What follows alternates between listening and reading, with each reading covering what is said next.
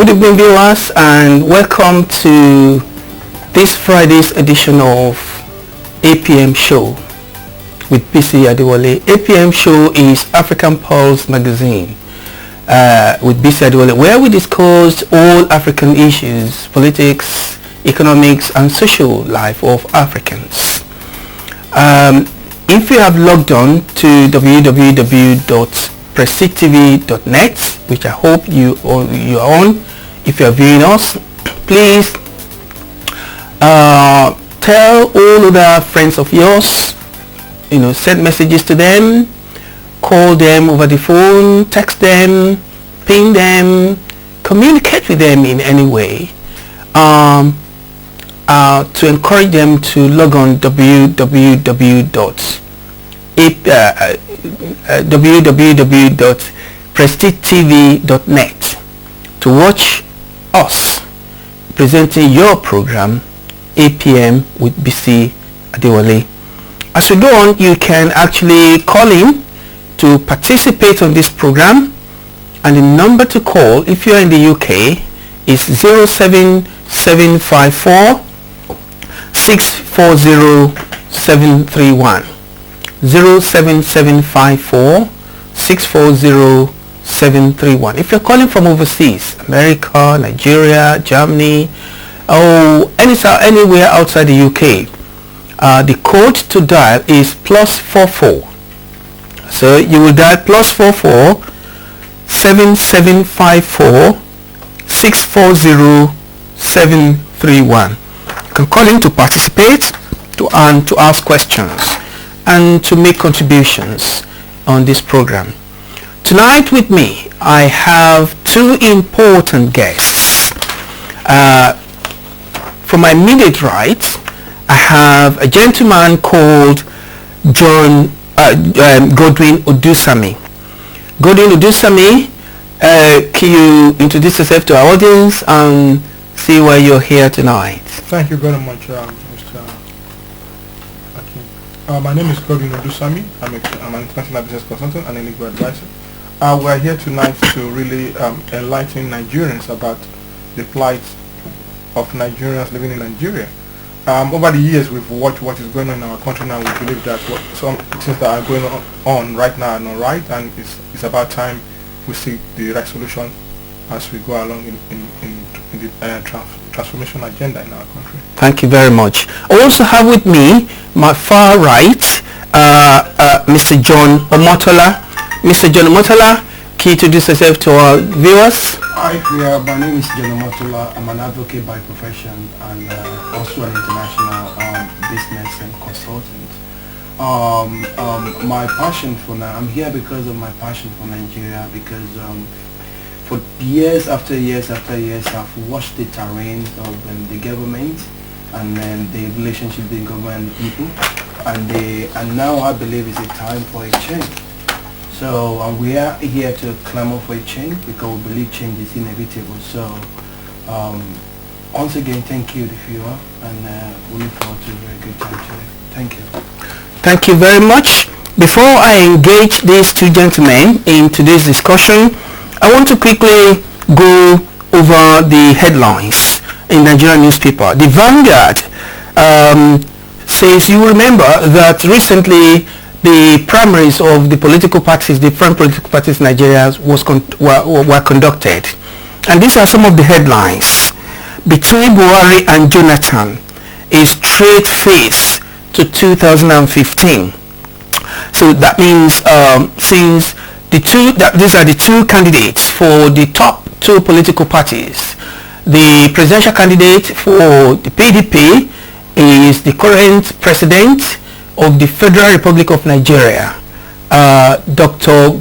Goodluck Ebele Jonathan, and the presidential candidate for the most prolific and opposition party in the forefront of politics in Nigeria is Alhaji Muhammadu Buhari. So newspapers and commentators actually have started commenting, and they say Buhari versus Jonathan, who wins the race? So these are the arguments and the views that are going on. I'm just reading the headlines. There are lots to say tonight. We will get into the nitty-gritty of the news and other issues as we go on. And then the Punch says Jonathan writes Buhari wishes him personal fulfillment. President Goodluck Jonathan has written a congratulatory letter to the presidential candidate of all Progressive Congress, General Muhammadu Buhari, on his birthday. Buhari clocked 72 on Wednesday. President spokesman Dr. Reuben Abati, in a statement on Tuesday, said Jonathan prayed that God would grant the former head of state more years of good health and personal fulfillment. More on Buhari's birthday than his political ambition. Buhari names Osinbajo as running mate. Those of you who are conversant or familiar with the political situations in Nigeria, you will remember that last week up to this week was voting process for nominating the presidential candidate for APC and the running mate. That was concluded on Wednesday when General Muhammadu Buhari, who is now the flag bearer for APC, nominates his running mate, and that's Osinbajo. PDP primaries, this is from the Tribune. PDP primaries, Jonathan meets defeated reps. We remember that in Lagos, PDP primaries, as in some other states, actually came up with a lot of row and people going to court and so on and so forth. And I guess what the president is trying to do is to pacify people and to ask them to accept their fate and not to fight over political positions. We have strategized for PDP to win 2015 election, says Akpabio. Akpabio saying that they have strategized for PDP to win. And one of the former presidential candidates for a party called National Conscience Party, in person of Chief Dele Momodu, in the Punch, says that Amaechi deserves to be Buhari's running mate. Amaechi deserves to be Buhari's running mate. And it's a former candidate of the National Conscience Party, Dele Mohammed, has said that Governor Amaechi of Rivers State deserves to be the running mate of the All Progressive Congress presidential candidate, Major General Buhari. Muhammadu, who claimed to be a staunch supporter of Buhari's presidential ambition, stated that this preference for South-South over other geopolitical zones to produce the next vice president was to give the people a sense of belonging and compensation for oil, with a view to securing votes from that region. That's his view. And the Punch also says that Anambra has been actually pressing for a bill, Anambra State, to recognize them as an oil state status in Nigeria. The bill to recognize Anambra oil status fails in the Senate. And from the religious point of view, social life, 70 prophets, this is the Sun, 70 prophets stormed Jerusalem to pray for Nigeria. 70 prophets went to Jerusalem to pray for Nigeria. Everything is being put into the task of ensuring that Nigeria remains in peace or regains her peace even in the face of threats by politicians justing for power in 2015. One of the novel moves came from Reverend Ifeanyichukwu Ekponam, who assembled 70 prophets of the Christian faith through private sector sponsorship and sent them to Jerusalem to pray for Nigeria and her peace, especially during the next year's election. People love Nigeria across all faiths, Muslim, Christians, and other religions, traditional religions, across of all ethnic and religious divide. And so people really want good things to happen in Nigeria, and everybody is trying to adopt their own means to bring peace peaceful election in 2015. Okay, this is another one. DSS parades 7 suspects for duping federal government over Boko Haram. You will remember that there was a rumor that a deal has been struck by the federal government and Boko Haram in the recent past. It was discovered that the group who called themselves Boko Haram were successful in duping the federal government, in the desperation of the federal government to get to Boko Haram. They have been duped. So that's the main news from the mainstream newspapers. I have these 2 gentlemen with me here tonight to talk about issues going on in Nigeria, not too far away from what's in the newspapers, because this is current affairs. Mr. Odusami, can you tell us why you are here today? Well, we are pioneers of the Hope movement in the UK and in Nigeria. Having seen what is going on in our country over the years, and when you say we, who are the we? With the Hope movement. We are the Hope movement.